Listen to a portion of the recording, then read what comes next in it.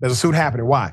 Because a black applicant got a job interview only when he changed his name, but kept everything else the same. We've talked about this before. Studies have been done at Ivy League universities and research institutions all across this nation. Put them up full mass. Got another one. An example of discrimination prior to you even getting the damn interview.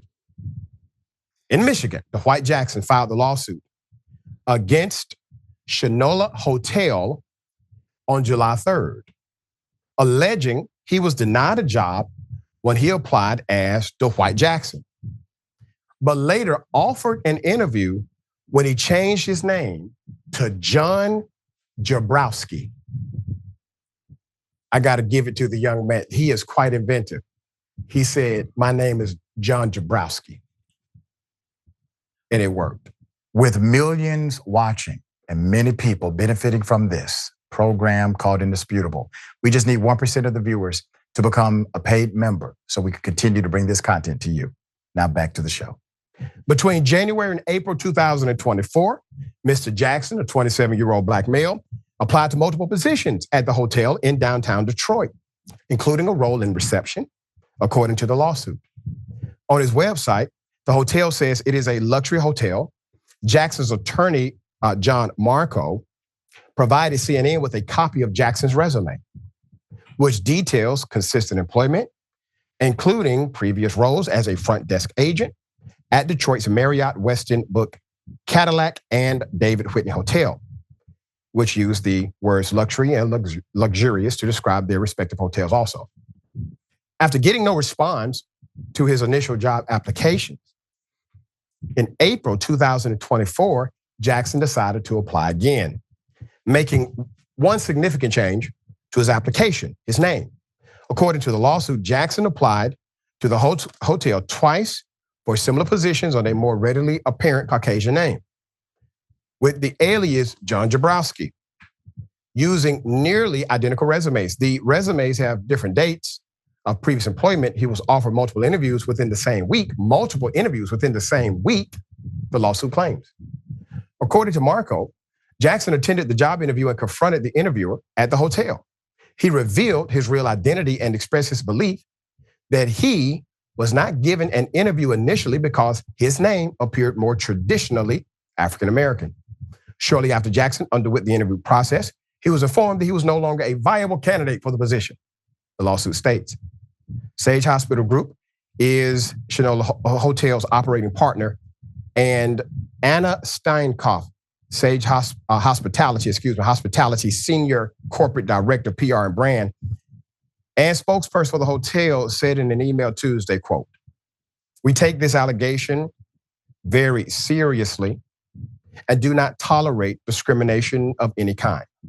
We are committed to fostering an inclusive workplace where everyone has the opportunity to succeed and are dedicated to building a diverse workforce that reflects the community." AI wrote that. There's no way in the hell. She's not even talking about what's happening. This is not about workplace, it's about hiring practices. All right. So this type of discrimination is not uncommon. A recent study published by the National Bureau of Economic Research found that name bias is a prevalent issue in the hiring process. Researchers sent out identical resumes to 108 US employers to analyze whether race and gender affected callback rates of job applicants. Resumes with black male and black female names received the fewest callbacks. Now remember, in the control of the study, we call these the variables. In the control of the study, the qualifications were the same, okay? The control of the study, qualifications are the same. Names have been changed, a few dates have been rearranged for non-detection. Qualifications are the same. Who gets the callback? Individuals with more traditionally white-sounding names. They get the majority of the callbacks. Discrimination starts not in the hiring process, but in the parameters of the mind.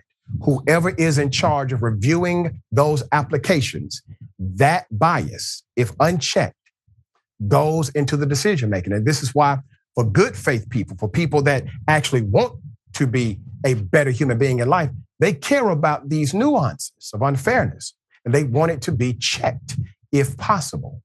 All right, Senator, we're going to update obviously when the lawsuit goes forth, but this is not uncommon. This is not something we didn't know, and many studies have been done. Now we have another case study that's going to be adjudicated in court. What say you?